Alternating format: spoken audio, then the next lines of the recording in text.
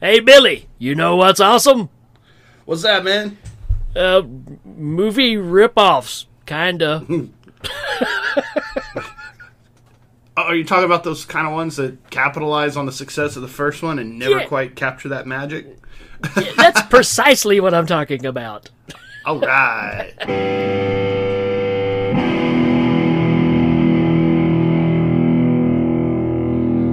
Okay, so when last you left the scary dad, the You Know What's Awesome podcast, we had just blown up a shark, and Brody and Hooper were swimming towards shore with blood in the water and seabirds eating chunks of dead shark. And we mentioned the fact that if there was one shark in the water, there's got to be at least another one. Yeah. Probably, at least two, because where did that first one come from to begin with, right? That's right.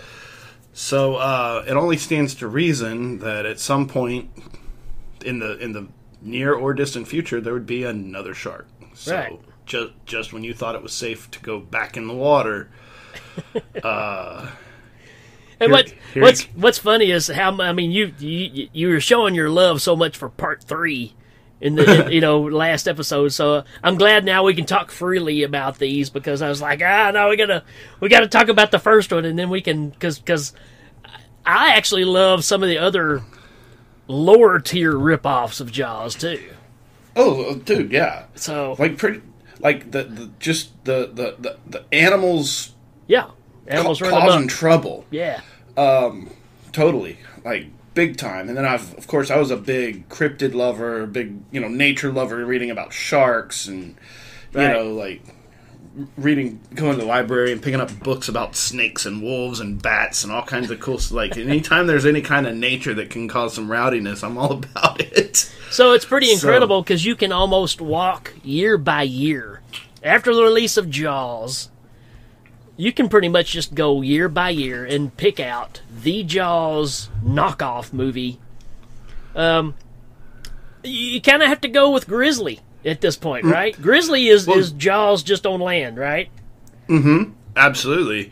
And I don't remember the last time I saw that movie. I heard, whether it was you guys talking about it or Yeah. somebody on another podcast or whatever, I remember these scenes of it almost literally being Jaws. You got the old grizzled hunter, and you've got the police chief that's out of his element, and you got the bear expert, and How do you kill him at the end? You blow him up. it's blow him up. Yeah, they shoot him with a rocket launcher. That'll do it.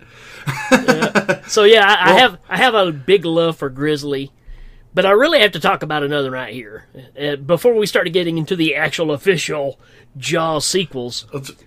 Orca the killer whale, man. Dude, I remember. I love it. That one. Again, we talked about Quentin Ahab. This is Richard Harris, and is the Ahab in this one.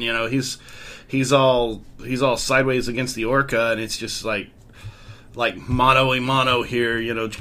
They're gonna go head to head, and I remember the first time seeing orca. Well, let's go back to Grizzly real fast. I just want to make a little thing. You're talking about Grizzly and how it's a Jaws ripoff. Well, Scott and I, for Scary Dad, we did an episode called Bears versus Sharks. Oh. And what we did was we pulled every fatal, unprovoked attack by bears or sharks. I think it was globally. So every fatal attack by bears or sharks, and bears beat sharks. Oh yeah, 10-1. yeah. Now, to be fair, we live on land, and so do bears. So the bears have a lot more opportunity. But man, bears are not nice. They're and so many of these stories while we were doing the research was just the guy disappears. There's a guy jogging in a marathon, so there's 200 other runners, and then this one guy just doesn't show up, and they go searching for him. He got by a bear. You got this other one that's every time they find somebody that's missing, they go out searching for him. Then there's a bear with the guy half buried and cached, saving for later. And there's a bear sitting on his remains, ready to fight for it. And it's just how, can you imagine not necessarily being search and rescue, but just walking through the woods and finding somebody that's like half eaten by a bear and cached in a hollow log. Yeah. Like you'd be traumatized. Like you're talking about Hooper talking about the girl that got eaten by the shark. Right. But at least some water washed that off a little bit. Like, God. Yeah, I mean, the bears ain't no joke, man. I mean, I think we just made our $1 million movie. You just said it, man. What if you had a marathon, and there's a bear killing the marathon runners? I mean, like you do a yeah, you do a triathlon, so you have a shark there too. Oh man, there you go. We just made our mint. But yeah, man, Orca the killer whale. I just you said it all a while ago. Richard Harris. I mean, you can't go wrong with Richard Harris. Bo Derek. I mean, that was a high quality cast. Yeah. For what is essentially a Jaws ripoff. Yeah. It's without a doubt. Straight up Jaws ripoff summer movie. Well, it even starts off with the killer whale chasing one of the Carradine boys right before he's in Revenge of the Nerds. And, and it's chasing him, and then all of a sudden you see the great white get rammed in the side, and they go, "There's only one animal that can do that." Yeah. The killer whale. I was like, okay. Big time. So if you remember, this is how we put it in sequence, right? So, and there's some other movies we can talk about that's in this little second, but if you remember the opening of Jaws 2, what's dead on the beach? The killer whale. Oh, yeah. So it's almost like they're like, they're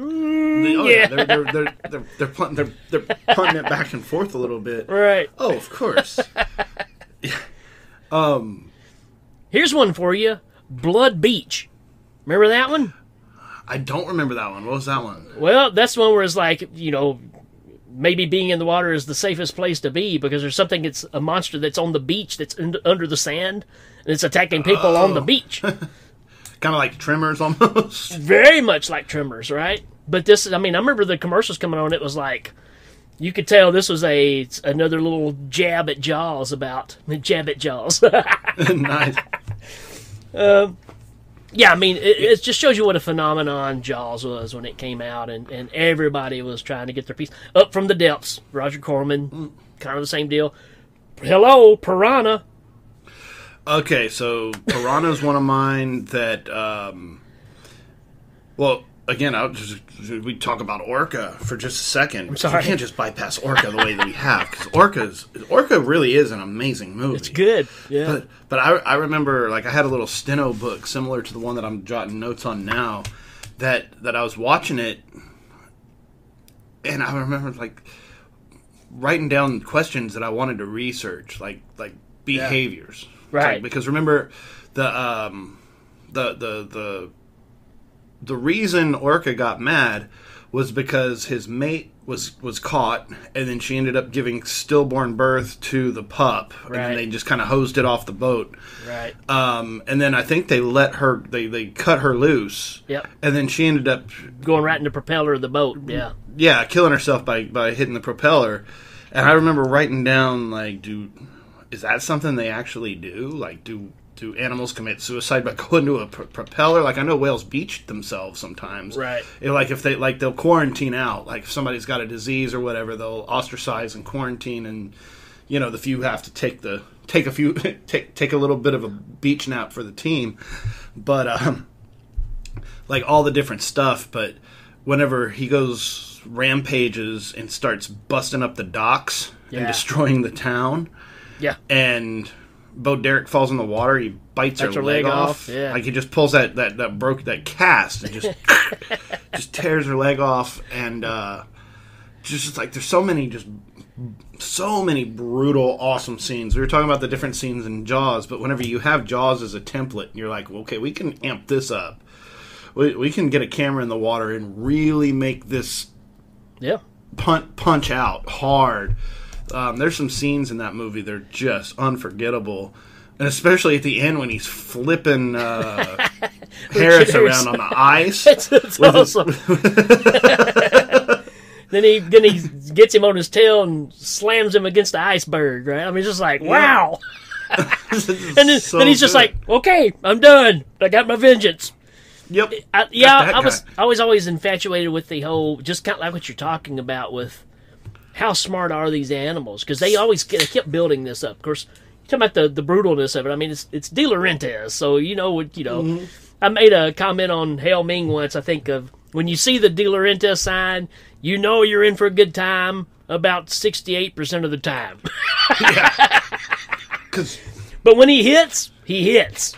Big time. Yeah. And that was what was so good about Orca, was because even though it is a blatant Jaws ripoff, it's actually a good movie. Like, if you take away the lore that kind of caused its creation and step it outside, you watch that and be like, wow, because it is a good, solid, and on Scary Dad we talk a lot because with horror movies and Jaws and Orca and Piranha especially, these are horror movies. Alligator, that was a horror movie. Alligator, like the straight up horror movie. It might be a little social commentary, but it was intended to scare you. And so whenever you come down to a horror movie, like, are you rating it based on, like, because it could be a Francis Ford Coppola movie if it's not scary. It could be a very high quality film, but if it's not scary, Right. Orca's scary. It's got moments where it's like, I would not want to be where those people are right now. I don't want to be that guy. Well, like we said, it's taking Jaws but making it super smart, right? Mm-hmm. So now here's a killer whale that comes to your town because you live, seaside. Destroys your whole town to call you out. Yeah, and rips your daughter's leg off. That's the first time I've ever seen that. Really, I mean, I was infatuated with that whole thing. Like, big time. Yeah. So, Piranha, right? So, yeah. So I don't know if you've ever heard my fun story about Piranha. I guess I have. But Piranha, there's a place outside of San Marcos called Aquarina Springs. Yeah. And it is a natural lake that's fed by underground springs, and the visibility from it's like maybe 100 feet deep, and the visibility is perfectly clear all the way to the bottom. And when I was a kid, it used to be a resort. Or like not a resort, a theme park, right? Yeah. So you go to Aquarina Springs. They had glass bottom boats. They had this show with like the diving pig. They had these girls that dressed as mermaids, and at the bottom of the lake, the shell that the mermaids came out of had like air hoses. So the girls would swim around and do acrobatics, and then swim over and like take a breath, and then but it was all free diving. Yeah, and it was supremely cool, very, very cool stuff. And then you'd just be walking through the park, and there'd just be rocks like burbling out water, and you could just walk up to the rocks and get a sip of clean spring water. It was really, really neat. That's where they filmed Piranha. And they filmed Piranha there because of the visibility and the clarity, and obviously they could have gotten to other places, but you're on the glass bottom boat. You can look down, and there's these groups of perch that kind of cluster together in schools. And on the boat, they talk about they shot Piranha there because of the clarity of the water, but also because of these perch that live there that resemble Piranha. They're not Piranha, but they resemble them. They look like them from a distance. And if they can drop some food in there, they'll swarm up and do this number. You never saw a kid standing right in the middle of a boat, but right forward of the glass, because I was afraid the glass was going to break. And I was going to fall into that water. And those piranhas and the jaws and everything else, that was... I just wanted to get off that boat. I was just get away from there. As soon as it's like, oh yeah, hey look, it's deep and it's clear and there's fish and everything. And then the movie Piranha. Right. Because I'd seen that thing. That was... That and with the toy with Richard Pryor getting attacked by the piranha. Oh, yeah. He starts roaming across the water. He just start ripping his clothes apart and kind of biting little chunks out of them. Yeah. Yeah, I was scared of piranha when I was little. For sure. Yeah. It's kind of like we said. It's like that quicksand thing, right? The piranhas just seem to pop up pretty often in our childhood and stuff, you know. Mm-hmm.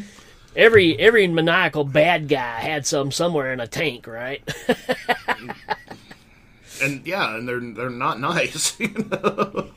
They got them at the zoo, and they swim around all snaggletooth like that. Right.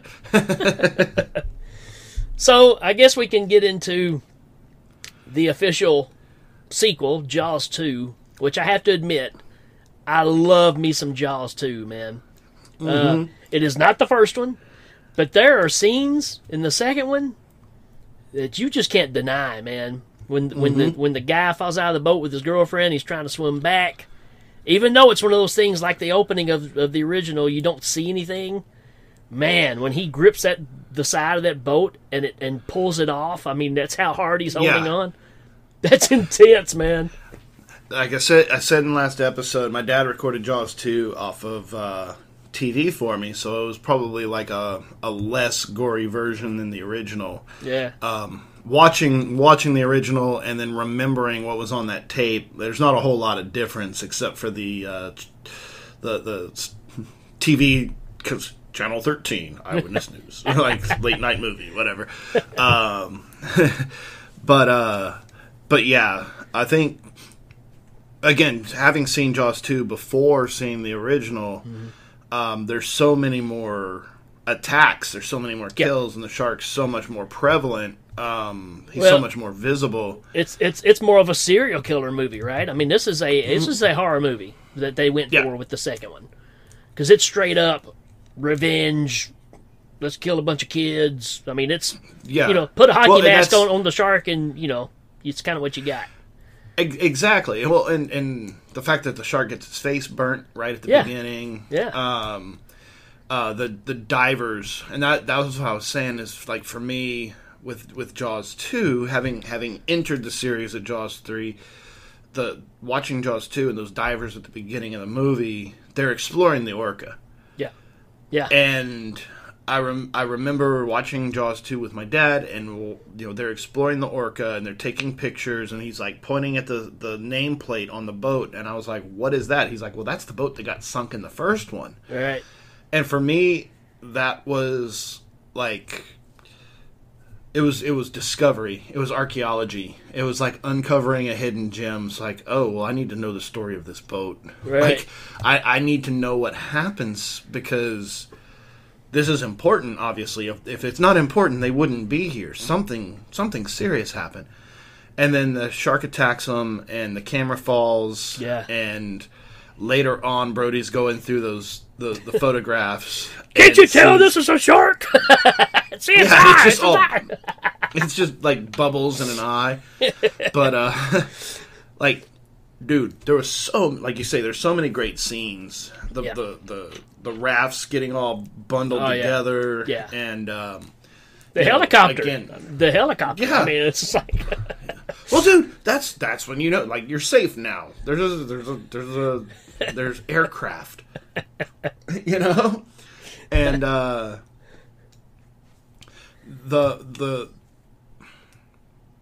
think the most memorable kill in Jaws 2, I don't remember her name. I wanted to look it up and I forgot until just now. But she's one of the less annoying kids. She's like the one that's kind of more responsible, and she was kind of taking care of the kid, yeah, of the little ones, yeah. And then the shark bashes everything, and she actually pushes him to safety, yeah, pushes him to safety, and the shark grabs her, and like you see her back snap back, and then go under, and then of course Tina and was it Bobby, the guy that was holding onto the side of the boat. And she's hiding under there when they find her. Oh, man. She's hiding at the bottom of the boat and just can't talk. Yeah. So many great scenes. And she's looking at the broken, kind of like, because I guess he had blood on his hands, so there's a little bit of blood on the side of the boat. Yeah. And she's telling it to go away. Like, go away, go away, go away. Just so many memorable scenes. And Jaws 2... I think that the Jaws sequels, especially in hindsight, because I can't imagine watching Jaws 2 in the theater after seeing Jaws 1. If you were a cinephile and you can understand the difference in Yeah. directorial choices and stuff Right. like that. Jaws 2 is a good scary movie. It's a great movie. Yeah. You know? Jeannot Short, right? I mean, the guy that ended up directing it, he just did some TV stuff. And Spielberg decided not to do the second one, so they pulled Jeannot in, and, you know, I have to hand it to him, man. I mean, he made it work. You know, there's some good documentaries on some of the technology they used, you know, that was just an upgrade from what they were doing in the first one that got some of those shots. So, I don't know. I've always been a fan of his work. He did a lot of Night Gallery episodes back in the day. And so that's kind of where he came from. I think he knew Spielberg because they had done some of those shows together. Mm-hmm. And somehow his name got in the loop, and that's how that happened. But yeah, I love Jaws 2. That's the first one I saw in the theater. So my story goes, I saw Orca first in the theater. I'd only seen Jaws on HBO. Mm-hmm. Early days HBO. So I still saw it on a small screen. But Orca first, saw Jaws 2 in the theater. And man, when Brody goes out there in the water and flips that piece of wood over and that burnt woman's body pops up. Oh yeah. Man. Wow. So and then there's like you mentioned the little tribute from between Orca and Jaws 2. There's all of Jaws 2 is a tribute to the first one. Yeah. But there's that same tribute because there's the dead orca on the beach. But right. It's almost that same like discovery moment, like, well, here we have a problem, and it's still a dead thing on the beach, and it's still Brody and his deputy, and they're both just like, well. And you gotta love the fact that he goes back to the mayor again. Is like, look, it's another shark. Just like, oh, you'd like to think that, wouldn't you? I'm like, dude, if there's one person you should probably listen to, I mean, we've already been through this. So especially as you think about the body count of the first one, where it's like there's like 4 or 5, you know, Quint notwithstanding, because Quint was from there too. Yeah. So like he was a victim. He was, just because he was the hunter didn't mean he wasn't part of the dead, you know, the body count. So there was 5 people that ended up getting, because you had Chrissy at the beginning, you had Kittner. You had the coach. Yep. You had the guy in the boat that Hooper found. Yep. And then you had Quint. So you had 5. I mean, when a town that small loses 5 people, that's pretty big. That's a big deal. And then the chief's like, "Hey man, we got problems." Nah, it's all good. Yeah, you got him last time. Yep. Which I guess we could segue into, and that's, we're not leaving out. I mean, there's a ton of movies we could harp on right here, man. Benchley's The Beast, right? Oh yeah, the giant squid movie, or, you know. So I mean, there's all these things that are tied into this. I don't know if you can. Well, let me stop you for a second. I think we need to take a break for a little commercial, and we'll be right back.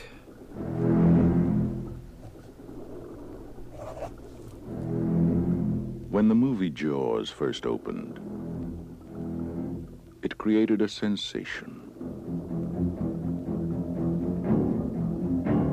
And shark sightings increased by the thousands in all the vast and unknown depths of the ocean. How could there have been only one?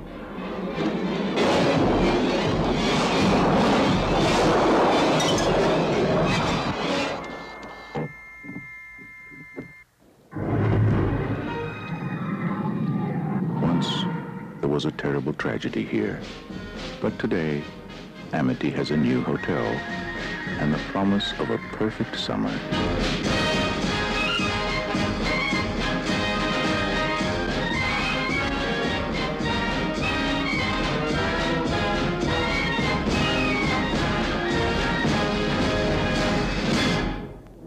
Now, just just when you thought it was safe to go back in the water. The legend continues.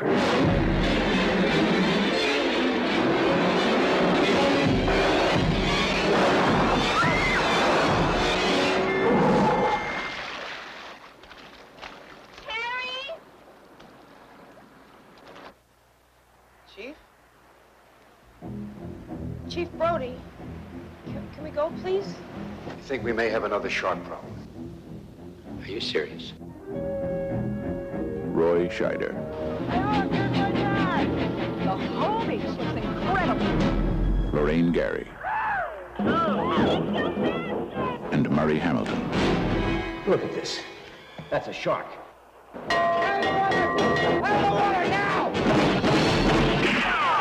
Look, Brody, you started a panic on a public beach. Now, what if somebody decides to sue us? That's a shark. Did you ever stop to think about that? And I know what a shark looks like because I've seen one up close. You better do something about this one because I don't intend to go through that hell again. Don't press it this time. Mike is out there.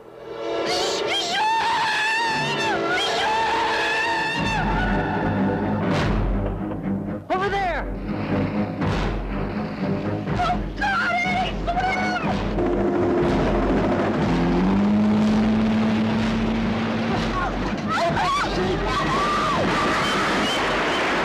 Oh, there's a big shark out here!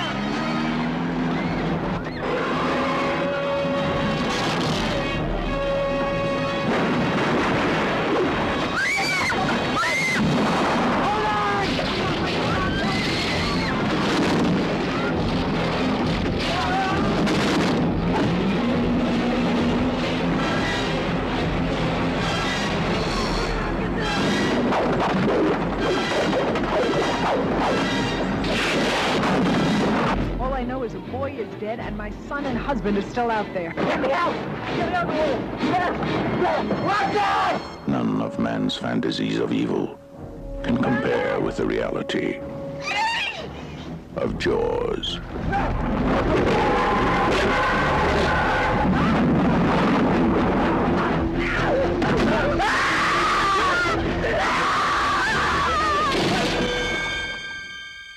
The all-new Jaws 2. See it before you go back in the water.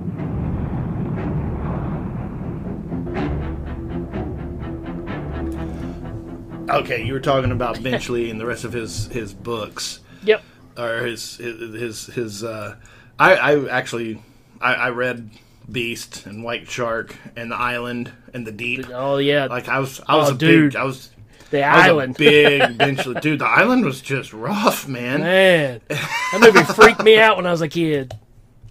The Deep freaked me out, man. Michael Caine just running off that machine gun, just taking them all out. Well, having them up against the post with the things in their eyes to keep their eyes open and all that. Man, that's crazy. Oh yeah. So, I mean, Benchley. You know, you read all the stuff about Benchley's so-called regret, right, of Jaws and the impact that it had because, you know, people did start going out and killing sharks because of the hype, right? So, you know, it's just interesting that every story he wrote after that were all kind of based on water. Just saying. They didn't go out and kill a bunch of giant squids, though. Right. A little harder to find. Yeah. So, Jaws 2, I think, is great. I know there's people out there that don't like it because they're diehard first movie, but come on, man, as far as a sequel, it's pretty solid. I was going to say, yeah, exactly. And like I said before, with a horror movie, I mean, the second one is like you said, it's a serial killing movie. It's scary. It's action-packed. It's got a lot of really good scenes. And if you're sitting there being like, okay, well, we're going to base this on actual shark behavior. Yeah. Well, then just wipe the whole series out because they don't do that. But if you're talking about, like, a monster from the depths that is eating people, then... Yeah.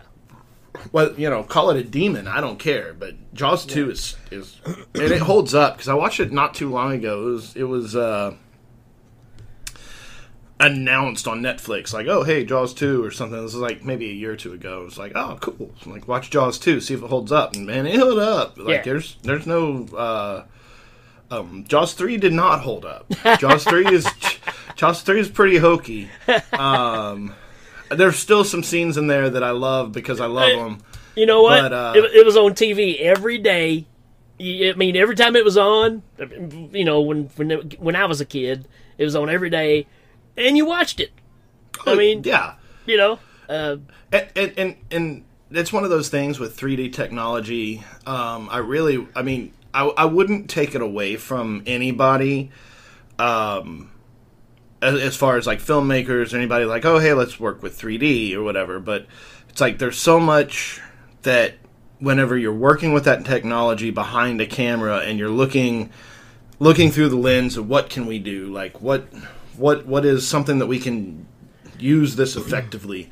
And then you look at like Friday the 13th Part 3 and there's like 20 seconds of a yo-yo. Right. Like there's a camera on the floor looking at a yo-yo coming at you. Like, okay, you've got a guy who wields a machete. so like you could have a whole lot of machete scenes, like a lot of different weapons coming at you, but instead you wasted your technology on a yo-yo and an eyeball, right? Yeah.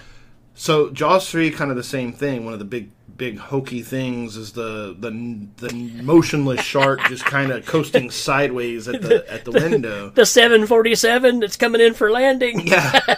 And you know, whenever it hits, that glass just kind of like floats at, like, if you could, I don't know if the director, and again, because he was using that technology, he was probably state of the art for the day. Sure.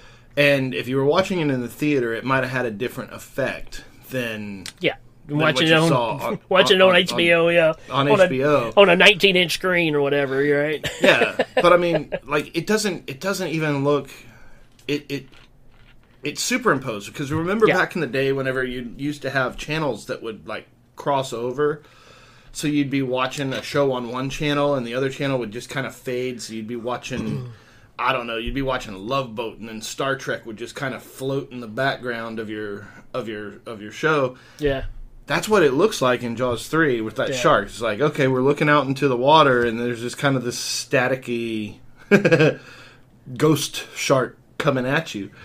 But still, man, like, it's got Leah Thompson, it's got those two badass dolphins. It's got Dennis Quaid in it. Lou Gossett Jr., man. Lou Gossett Jr.? I mean, what? I mean, they went for the gold as far as a cast, but the story wasn't there. Well, the story is Gorgo, right? Basically. Well, the story is golden. I think the execution was just... Yeah. I don't know.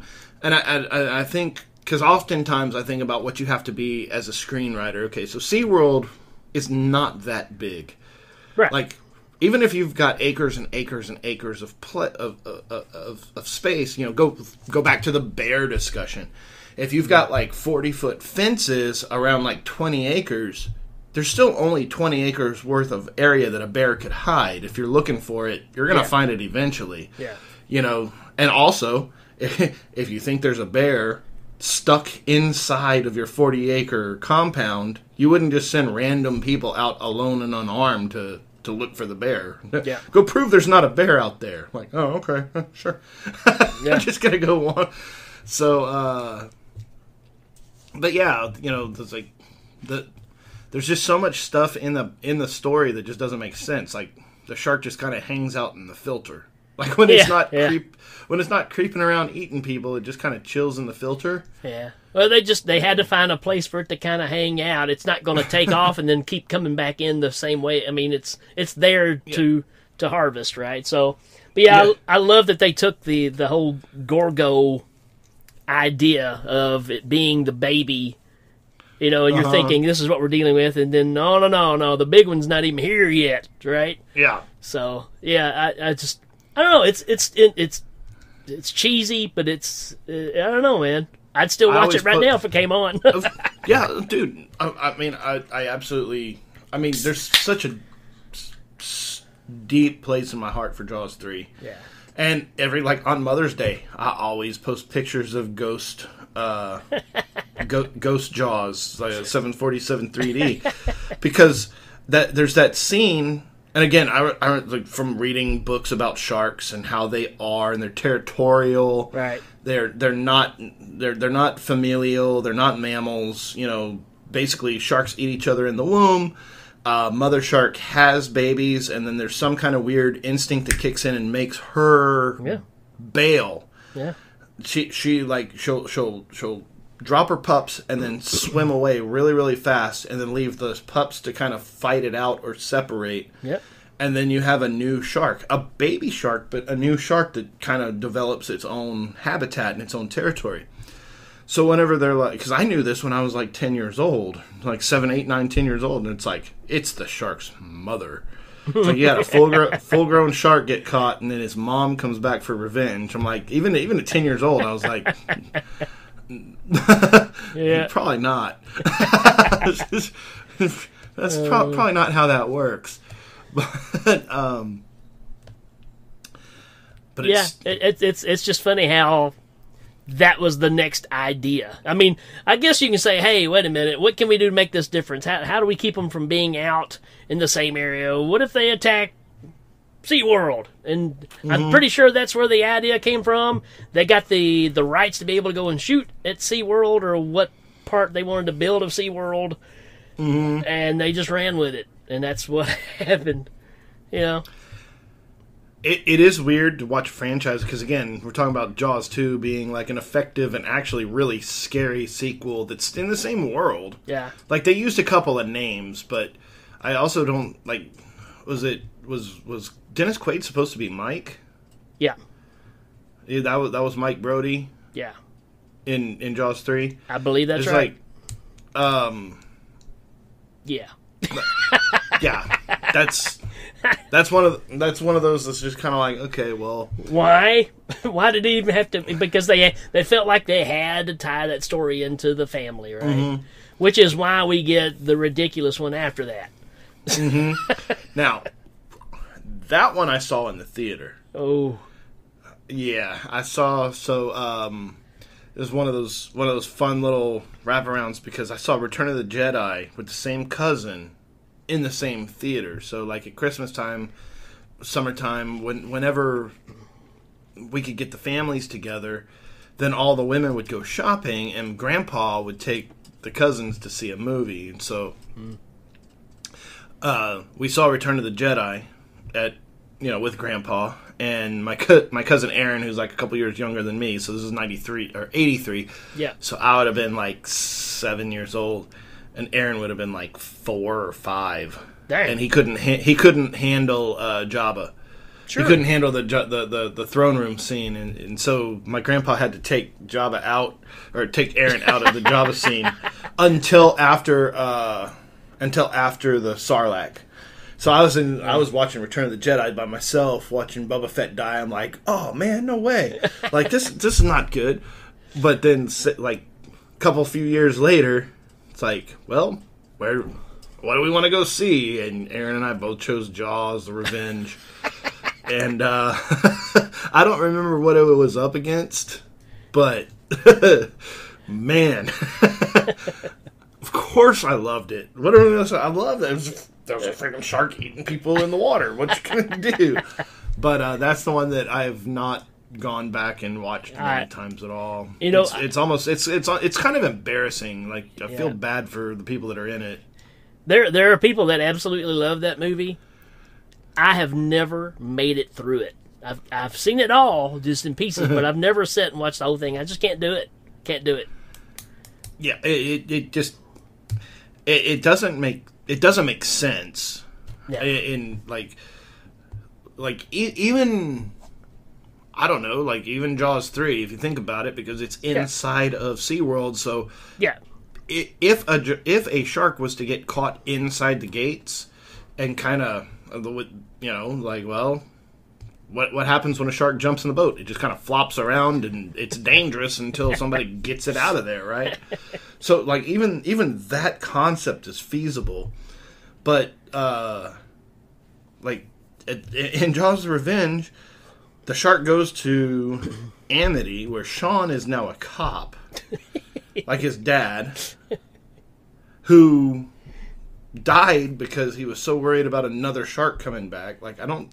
Again, there's just so.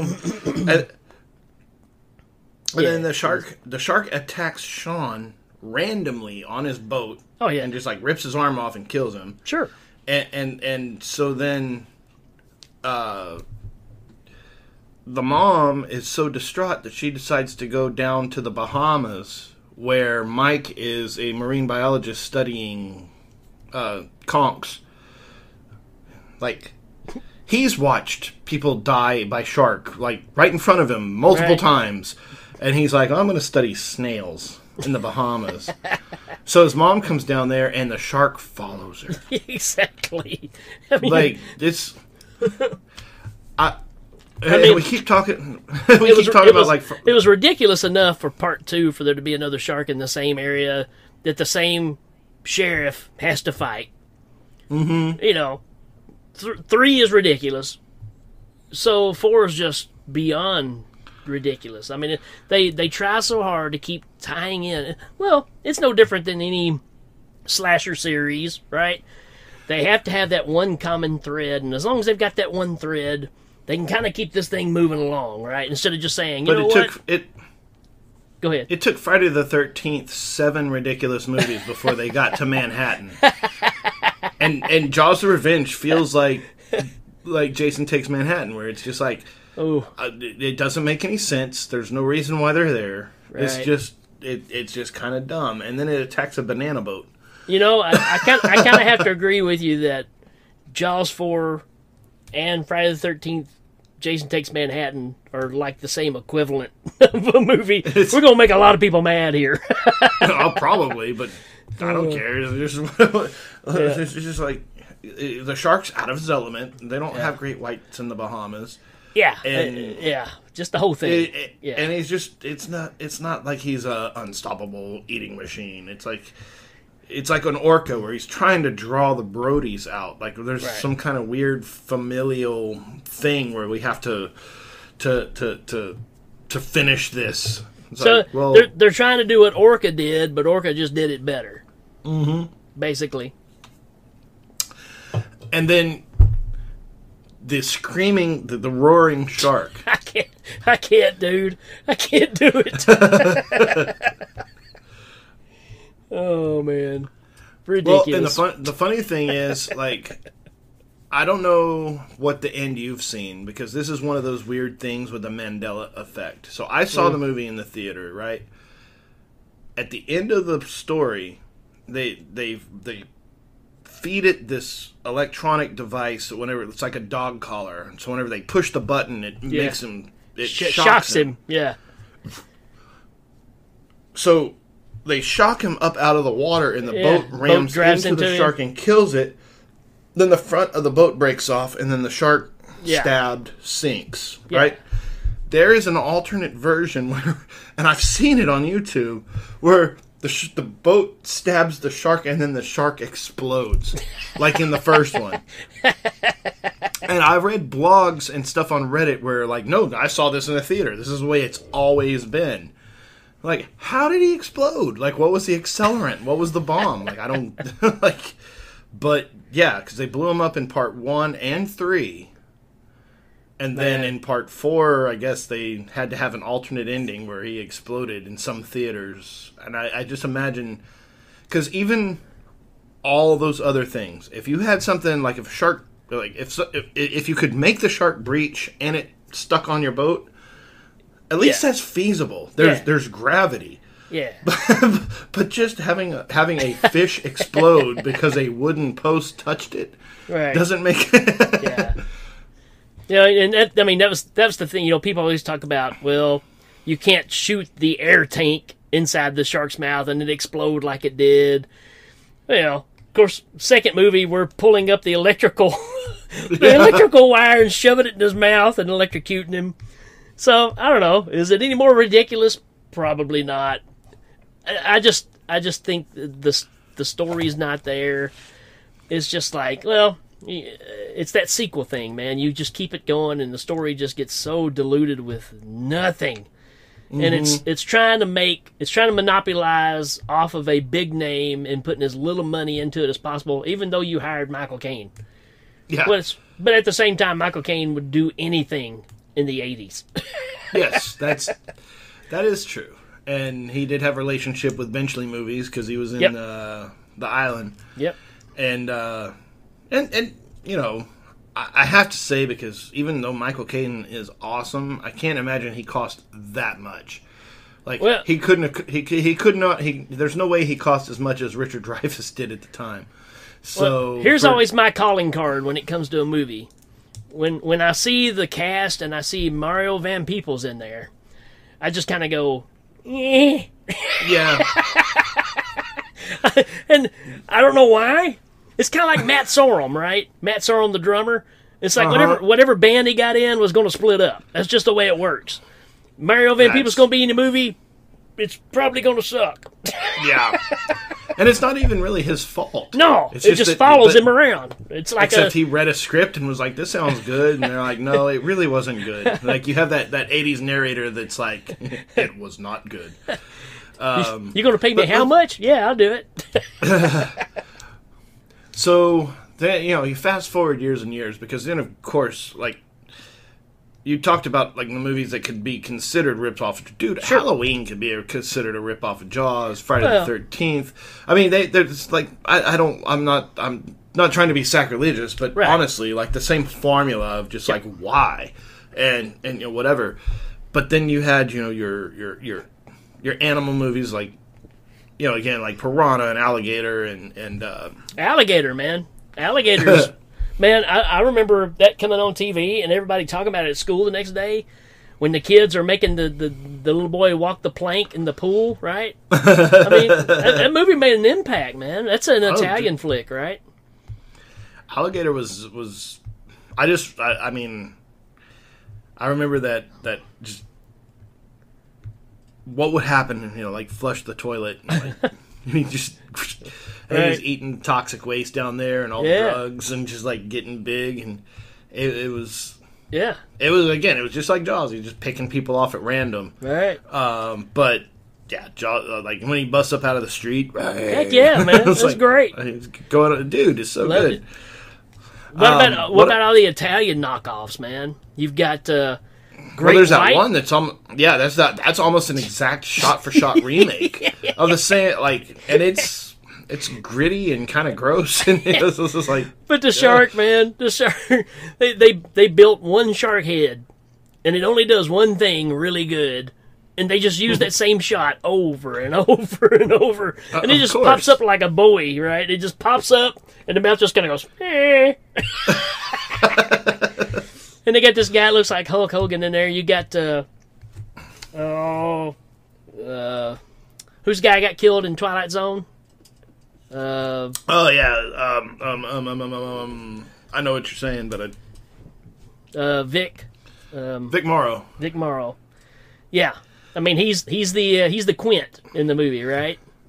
So I mean it's pretty amazing if you haven't seen it.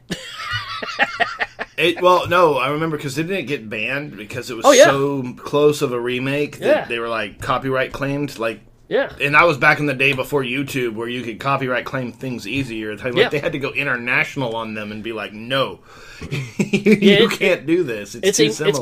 It's got the helicopter in it, just like in Jaws 2. I mean, it pulled so many things just straight off. That's what the Italians do best, man. If this worked well, it'll work a whole lot better if we do it for a whole lot less money. It's amazing how their whole philosophy of filmmaking is taking popular ideas and basically ripping them off, but it ends up making it its own, and you kind of like, you know what? I ain't messing with it. Look at Lucio Fulci's Zombie, right? Oh, yeah. Even had the balls to call it Zombie 2 or Dawn of the Dead Part 2, I mean, because, Dawn of the Dead was released as Zombie in Italy. So he went around and called Lucio Fulci called his movie Zombie Part 2. without even saying anything to anybody. You know, then people are like, you know what? This movie's pretty killer. The movie is killer, dude. That's one of those that's like hard to watch because it's so real. Like I think sometimes too with independent filmmaking, we talked about Blair Witch last week. I think sometimes the lack of money and the inability to make things slick sometimes makes them gross and worse. Because like Night of the Living Dead, the original one with black and white. You know, like that truck blows up and they're sitting there eating literally fried chicken. Yeah. But I mean, that grosses you out because they're sitting there just chomping on those kids, right? Yeah. And if you had the money to properly light that set and colorize it and get in some well coiffed actors and stuff, no, it wouldn't have had the same visceral effect. Hershey's chocolate makes the best blood, right? And same thing with Zombie, and again with like Great White. Like I've seen it on YouTube. It's man, it's amazing. It's just, but it is pretty much just a mashup of all the best scenes from Jaws. Yeah, just not with the same amount, not with a good amount of money. And so you folks are probably going, wait a minute, why are these guys talking about zombie flicks? Well, let me tell you this: Lucio Fulci's Zombie is where we get to see a zombie fight a shark. Yep. How about that? And the lack of OSHA back in the 70s or 80s or whenever they were filming, 79, because they got an actor in zombie makeup with some sort of blood capsule in his mouth embracing a full-grown tiger shark that's twice as big as the dude and like chomping on him, and the shark's just trying to get away. Yeah, it's amazing. However it is they got this shark, whether they sedated him or whether he was just, like, however they got this shark, tiger sharks are, like we talked about the bears, they're not trustworthy. Right. They are tremendously dangerous, and you got this dude in zombie makeup about 30 feet underwater biting the shark for a scene for you know, it's amazing. And you can just imagine the director being like, keep on biting him, keep on going. Like, it's so cool. Yeah, I talked about that when I was doing the House of Wax stuff, and I talked about, you know, I can imagine that conversation. So yeah, you're gonna go down there and fight a shark, and he's gonna bite your arm off, and then, you know, then you're gonna grab a piece of meat off of him and start eating it. And then, okay, cool. So will there be, like, you know, glass between us, and it's just gonna look like no, real dude, real shark. Yep. That's the Italians, man. That's the way they roll. It bummed me out so much whenever, again, with Lucas and his CGI stuff. Because remember, in the original cuts of Raiders, whenever Indy fell in front of the snake and you could see the reflection of the snake, because they actually did put glass. Yeah, yeah. And then they CGI'd out. Yeah. I remember as kids, everybody was like, ah! And then they CGI'd it out. It didn't help the believability. It just kind of took away a little bit. But, well, that's kind of it's kind of like all the extra scenes they put in E.T. too. You're like, oh man, just leave it alone. Yeah, just stop. Yeah. What about the comeback? So Spielberg, like, it's not a ripoff by any means, but Jurassic Park, without a doubt, Jurassic Park, I think is, well, I have to say, because I saw it in the theater release, and we do Fresh Eyes, and I posted the other day about Fresh Eyes, about certain movies, and it's hard sometimes when you've seen a movie so often. Like, if it's one thing, it's you haven't seen it in a long time, it's real easy to kind of put yourself in that mindset and be like, okay. But like Jurassic Park, you've seen it so often, it's just a cultural phenomenon. It's like Jaws. Like, you've seen certain scenes, certain elements, you know, you got certain monologues, you know, Jeff Goldblum's talking about nature will find a way and all that. We saw that in the theater when they did the re-release, and oh man, it was just as good as the first time. Oh yeah, yeah. I mean, that movie was scary. You were still like, whenever the kids were like, whenever the raptors are going and the kids are up there and they just miss them by an inch, and you're like, oh. Yeah. That T-Rex scene, man, where he's attacking the vehicle is just top notch, man. But it's exactly what you're talking about. It is Jaws, because it's adventure, it's scary, you're dealing with things that are forces of nature. I mean, it is it's Jaws. I mean, it's the same feeling that you're going to get from a movie going to see Jaws. I mean, you're not as scared of dinosaurs because well, it's going to take a long time for them to really come back. Yeah. But, the impact of the roller coaster ride that you come out of with that movie, and just it's got iconic scenes, man. How many times have you seen that little glass of water and you see the little ripple go across, and tons of commercials or spoofs? I mean, Yeah, that everywhere. movie was made. That movie was made to be a phenomenon, and same thing with Jurassic Park is like all of its sequels. I mean, yeah, I mean the Jurassic World is a sequel / reboot, right? I guess because it's in the same universe, Yeah, but it's not the same. Yeah, like Jeff Goldblum exists, but he's not like a major part of things, and so I like how they did that, where it's like, okay, everything's kind of taken like still in the park, like like things have happened, different like things have changed hands, money's changed hands, technology's improved, things are different. But it's not like Jaws, where it's like, okay, well, now we're doing Jurassic Park in the Bahamas. This Well, brontosaurus followed me from the island. Actually, I think that's kind of where they were. They were outside of Cuba or something, and but regardless, they were already kind of in that area, but they weren't in the Philippines, right? Like it's like they didn't just pick up and move shop to a different part of the world, right? Here's one for you. How about Brotherhood of the Wolf?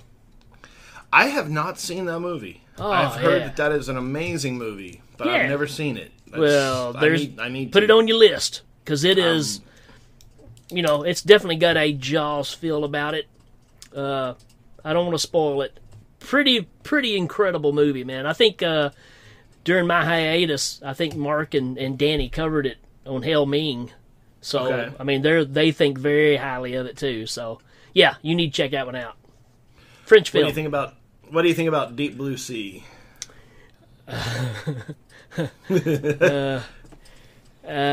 Hated it.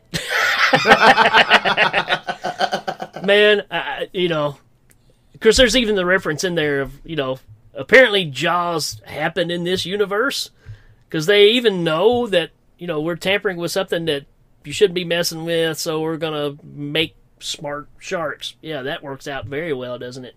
Mm-hmm. Yeah, I don't know, man. I can't do it. Nah.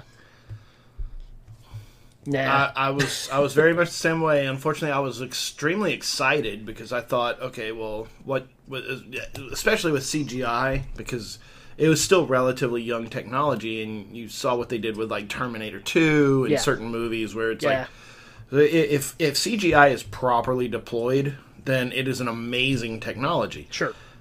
And then you're like, okay, well, you bring it to a shark movie, because one of Jaws' biggest problems was the shark. Yeah. The star of the film was problematic, and they had a hard time getting the shark to work. So if you can digitize it and make it be, then hey, why? But man, I was like, man, y'all really blew that one, didn't you? Yeah. And again, it's just an excuse to make the movie, right? And of course, you've got all your movies that follow that too. Your, all the other shark movies, and I don't care. I really don't. Yeah. I mean, there's Jaws, and that's kind of it. There's a handful of other ones that I like. Well, I tell you this, same time period, basically a Jaws ripoff, but The Relic. Mm-hmm. Remember The Relic? I enjoyed that better than I did Deep Blue Sea. Yeah, Deep Blue Sea was not. It's just an excuse to do a shark movie, Yeah, I was not a fan. I saw that one in the theater. I was all excited. I was like, cool. They finally got the money and the ability to do a shark movie. Yeah. But I think, like what we were talking about last week, is the thing about Jaws is not the shark. That's right. the thing about Jaws. Yeah. It's not the shark. It's the characters. Right. It's the town. It's the feel. Yep. There's so much involved in Jaws that is not the shark that makes the movie what it is, that by making a shark movie that's all about the shark, you lose the heart and you forget what actually makes... You care about the character, you care about the people that die, you know? Right. That's why 2 works, but it's a one-shot thing, right? Yes. You can't technically follow that up with another part 2 type movie, right? It works for one time because you're not invested in the characters. Right. And that's what happens with all our slasher flicks. Same deal. You get to where you can't keep the kids straight from one Friday the 13th movie to another for the most part because they're just kind of rehashing the same type of characters because they're all expendable, right? Yeah, exactly. And all these movies like this, all these new, Deep Blue Sea, and all these, well, I say new, but even your, what is the newer ones? The Meg. Oh, man, like the Meg. I had high hopes for the Meg, and then I saw it. I haven't even seen it yet. I just haven't had a chance, but I haven't heard good things about it. It looks cool, but how many times is, dude just going to jump off in the water to save somebody else? It's like, yeah, all right, yeah. Let's see, what else? Let's talk about ones that you don't necessarily know, or is a Jaws ripoff. I love this one, right? So, let's take one of the biggest nature runs a buck movies of the 90s, I think it was, with Twister. But then we're going to combine it with the story of Jaws and call it Dante's Peak. Yeah. I mean, literally, that's all they did. Because these guys come in and say, hey, we're volcano chasers. What? And we're telling you, this volcano that you got right here, it's going to explode on the 4th of July. Oh, we can't shut the town down. That's our busiest time of the year. I mean, it's the same thing. They just replaced, the Bruce with a volcano. And I can't remember who was like, because I remember was it there was a volcano movie and Dante's Peak at the same time. That was back Right. whenever, like, in the late 90s when it was like you had Armageddon and what was the other one? Obviously the one that didn't win. You had Armageddon and Yeah. and then you had was it Volcano and Dante's Peak, because there was a volcano movie that came out around the same time. Yeah. And Yeah. like Everybody was just capitalizing. Well, Twister did so well that everybody started running with that, right? So, yeah, let's volcano chasers. Okay. That's my last one I'm going to throw in there because I just thought that was so hilarious because I was like, wait a minute. You're afraid to shut down the town because it's going to ruin the economic growth of your town. It's our busiest time of the year, but it's a freaking volcano that you're right beside. It's about to erupt. Well, I remember too, because that was the thing with Dante's Peak was, it's like, oh, you got the couple just randomly skinny dipping in the hot spring, and then it just starts boiling and takes them out, and it's like it's a force of nature. It's an angry nature though, because it's like you say, it's like a Jason or a Michael. He's like, oh, I got naked teenagers. I'm just gonna burn them to death. Yep. It's like weird kills and things not working quite right, almost as if it had a mind, Right. like a mind of its own, a mindless killing machine. And I'm sure we've missed a bunch in this. So certainly. I hope I was going off the like, it's like, so you had 75 Jaws. And then 78, you have Halloween. 80, you've got Friday the 13th. 84, you got Terminator. It's like this mindless killing machine. Like, you didn't have these movies prior to Jaws. And if you listen to last week's episode, right in the middle of the episode is the theatrical trailer for Jaws. So it was the advertisement they played in theaters for you to go see Jaws. And it's got that really deep voice. And he's talking, it is a mindless killing machine. God put it on the planet just to kill. And so then, it's like, again, with all of your slasher movies, especially your upper echelon ones, where Michael Myers, faceless, killer for no reason. Put on this earth just to kill. He's a great white shark. Jason Voorhees, same thing. He's a great white shark. You know, like the freaking Terminator. I mean, Yep. James Cameron, Steven Spielberg battling out for best director of all times. James Cameron said he wanted to make a cross between Jaws and Halloween. There you go. And he did, and he made a killer robot movie with Arnold Schwarzenegger. So, well, it's funny. The first thing he worked on was Piranha 2, right? Uh-huh. So I mean, there you go. He was doing a ripoff of a ripoff Jaws movie. So, no, and then Avatar just dances with wolves with blue. Something I forgot to say last episode, though, for the people that are big Jaws fans, and you may have heard this before, but Jaws is the coolest movie to watch in reverse. 'Cause it's about a shark that goes around throwing up so many people till eventually they have to open a beach. It's true. Man, oh man, dude! Like a buddy of mine in one of my toy collecting groups posted a thing. I don't remember the name of the show. It was some TV show in the late 70s, and it's got a picture of the girl who played Chrissy in Jaws 2, the one in the boat. Yeah, and she's running she's a clerk at a store, and standing next to her is the Jaws. Yep, that's off a $6 Million Man episode. $6 Million Man. That's right. Yep. He's standing there, and there's I used to have that game, the Jaws. Oh game. Yeah. I'd love to have one now, man. Dude, I would too. I remember when I was a kid, a lot of kids had that shark just kind of floating around their toy box or whatever. We used to put random stuff in there because nobody had any of the actual parts. Yeah, you lost them all, right?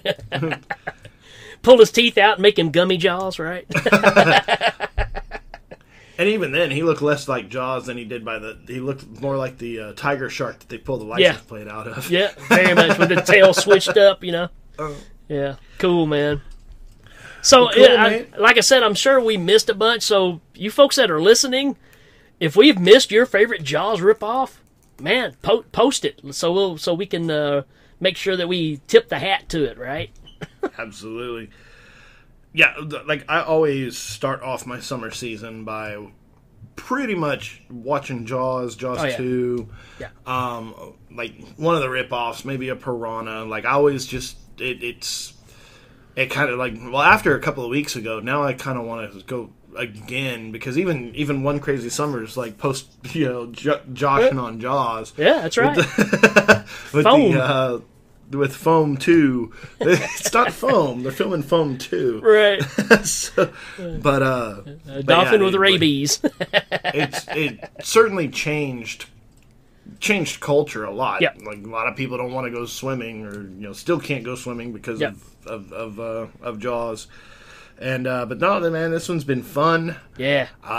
You guys hit us up on the Facebook, YouTube, where whenever we go off air today, Rick and I are going to talk about some fun stuff that we're going to do for the YouTube, Instagram, Twitter, all the social media stuff. If we're not on it and you think we should be on it, let us know and we'll figure it out.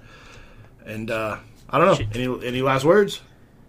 Yeah, like I said, just check all those things out. And if we did miss your favorite Jaws ripoff, just say, "Hey, you morons, you forgot one." So we may do some sort of salute when this episode drops, and just post a lot of pictures from some of these crazy movies on there. I think we should. That sounds awesome. Cool. Well, we'll see you next week, guys. Stay awesome. Adios.